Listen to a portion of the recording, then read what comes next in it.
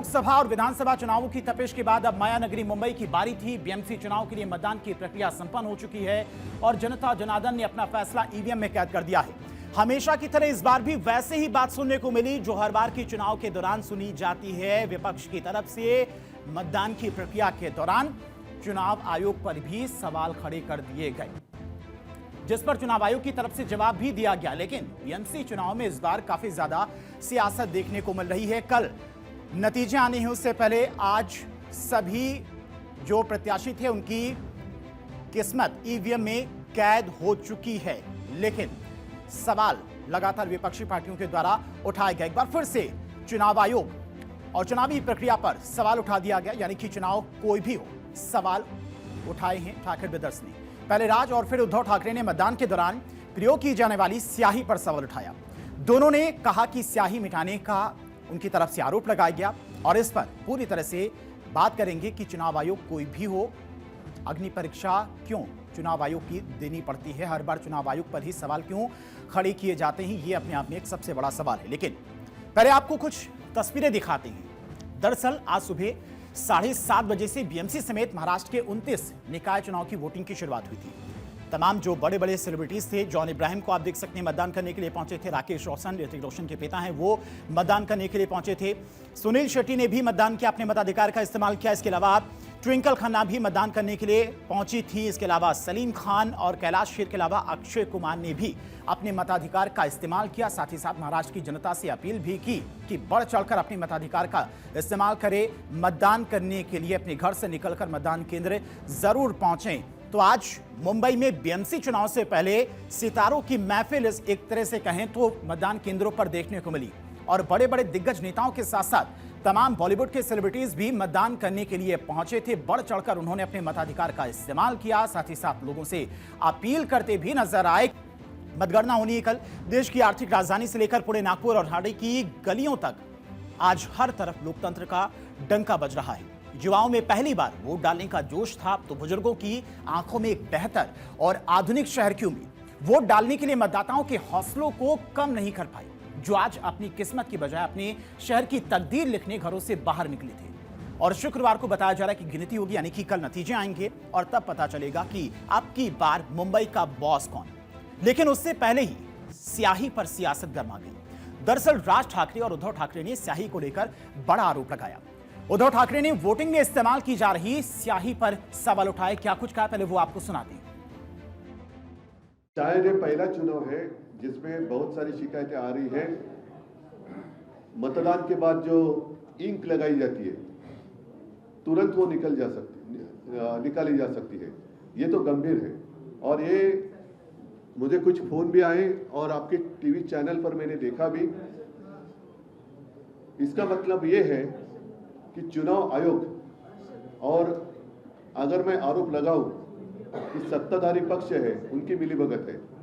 बहुत सारे मतदाता ऐसे हैं कि उनका नाम उनको ढूंढना पड़ रहा है किस मतदार यादी में है। तो सुना आपने, उद्धव ठाकरे ने आरोप लगा दिया है चुनाव आयोग पर, यानी कि अगर कल मतगणना होने के बाद अगर फेवर में इनके फैसला आता है तो सब कुछ ठीक है, लेकिन अगर फेवर में फैसला नहीं आता है, ये बीएमसी का चुनाव हार जाते हैं, तो सबसे पहला जो सवाल उठने वाला है वो बीएमसी पर उठने वाला है, चुनाव आयोग पर उठने वाला है बीएमसी चुनाव को लेकर। और ये एक विडंबना है कि जब जब जनता अपना फैसला सुनाकर ईवीएम का बटन दबाती है, तब तब हार जीत के विश्लेषण से पहले चुनावी साख पर सवाल खड़े होने लगते हैं। बीएमसी चुनाव भी अछूता नहीं रहा है। सबसे पहले एमएनएस अध्यक्ष राज ठाकरे ने आरोप लगाया था, उनकी तरफ से क्या कुछ कहा गया था वो भी आपको सुनवाते हैं।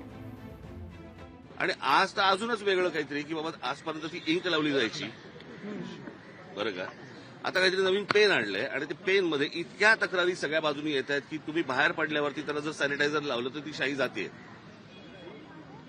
म्हणजे आता कालचं घ्या तुम्ही, एक दिवस वाढवून दिला उमेदवारांना की तुम्ही मतदारांपर्यंत जाऊ शकता। आता हा असा कुठचाही नियम नाही जो कोणत्याही निवडणुकांमध्ये वापरला नाही, तो अचानक नवीन आणला। म्हणजे ते फरक म्हणजे परत ते कशासाठी पैसे वाटायला। म्हणजे संपूर्ण प्रशासन हे सत्तेसाठी कामाला लागलेलं आहे। तो राज ठाकरे की तरफ से भी आरोप लगाया कि जिस स्याही का इस्तेमाल किया जा रहा था, लोग सैनिटाइजर से ही उस स्याही को मिटा दे रहे थे और दोबारा भी मतदान करने की कोशिश हो सकती थी। ये आरोप राज ठाकरे की तरफ से भी लगाए गए हैं। ठाकरे भाई की तरफ से लगाए गए आरोपों पर चुनाव आयोग ने संज्ञान लिया। राज्य चुनाव आयोग ने इसको लेकर निर्देश जारी किए। चुनाव आयोग की तरफ से इसको लेकर क्या कुछ कहा गया वो भी आपको दिखाते हैं कि किस तरह से चुनाव आयोग ने जो आरोप उस पर लगाए गए उस पर चुनाव आयोग की तरफ से जवाब दिया गया। उंगली पर लगी स्याही को मिटाने की कोशिश करके वोटर्स के बीच में कंफ्यूजन पैदा करना एक गलत काम है। अगर कोई व्यक्ति अपनी उंगली से स्याही मिटाकर दोबारा वोट देने की कोशिश करता पाया गया तो उसके खिलाफ उचित कानूनी कार्रवाई की जाएगी और अगर कोई अपनी उंगली से स्याही मिटाकर गड़बड़ी करने की कोशिश करता है तो भी संबंधित वोटर दोबारा वोट नहीं दे पाएगा। चुनाव आयोग की तरफ से यह साफ कर दिया गया है कि अगर कोई दोबारा कोशिश भी करेगा वोट डालने की स्याही मिटाकर तो वो ये कोशिश नहीं कर पाएगा। और इस पूरे मामले की शुरुआत तब हुई जब शिवसेना यूबीटी के सचिव और पूर्व बीएमसी शिक्षा समिति सदस्य साईनाथ दुर्गे ने दावा किया कि मतदान के दौरान उंगली पर लगाई जाने वाली स्याही आसानी से मिटाई जा सकती है, जिसको लेकर कई सारे सवाल भी खड़े हो रहे हैं क्योंकि मार्कर पेन का इस्तेमाल किया जा रहा था और लोग मार्कर पेन की स्याही को आसानी से मिटा रहे थे। उन्होंने कार्यकर्ताओं से अपील की कि सतर्क रहें, हर एक मतदान केंद्र पर नजर रखें।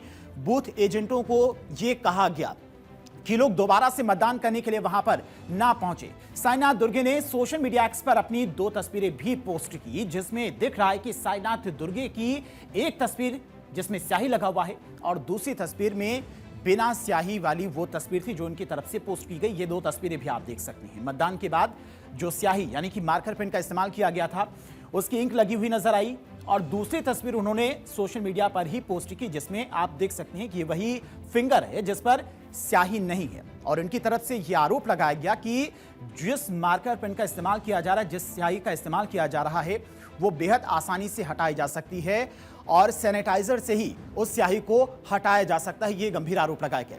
मुंबई की निकाय राजनीति में आरोप प्रत्यारोप का एक ऐसा अध्याय जुड़ा जिसने चुनावी माहौल को पूरी तरह से गर्मा दिया। वोटिंग के दौरान यानी कि चुनाव प्रक्रिया और अमिट स्याही को लेकर उठाए गए सवालों पर मुख्यमंत्री देवेंद्र फडणवीस और डिप्टी सीएम एकनाथ शिंदे ने मोर्चा संभालते हुए ठाकरे बंधुओं पर तीखा पलटवार किया है। उनकी तरफ से क्या कुछ कहा गया वो भी आपको सुनाते हैं। अभी मैंने ये मार्कर मेरे को लगाया हुआ है, अब इसको मिटा के दिखाइए। देखिए कहीं मिट रहा है, देखिए आपके सामने कर रहा हूँ, कहीं मिट रहा है। ऐसा है कि हो सकता है कि किसी का इसके ऊपर ऑब्जेक्शन हो, इलेक्शन कमीशन ने देखना चाहिए और कुछ इस्तेमाल करना है तो करना चाहिए। मैं तो बोलता ऑयल पेंट करना है तो ऑयल पेंट करिए, चुनाव निष्पक्ष होने चाहिए। लेकिन हर चीज़ पर इस प्रकार से इशू तैयार करके मानो हमारे जो लोकतांत्रिक संस्थाएं हैं उन संस्थाओं के ऊपर एक प्रकार से प्रश्न चिन्ह निर्माण करना है, गलत बात है। मैंने चुनाव आयोग से भी बात की, वो बोले 2012 से यही इनको हम इस्तेमाल कर रहे हैं। तो विपक्ष को पता है कि वो पराजित हो सकते हैं, इसलिए पहले से ये जो कारण है वो ढूंढ रहे हैं। लेकिन मैं यही कहूँगा कि चुनाव में पूरी ट्रांसपेरेंसी हो, चुनाव में कोई भी बोगस मतदान ना हो और चुनाव हर एक को अपना जो चुनाव का अधिकार है, मत देने का अधिकार है, वो अदा करने का पूरा हक है और वो इसके लिए चुनाव आयोग ने उसकी व्यवस्था और नियोजन करना चाहिए।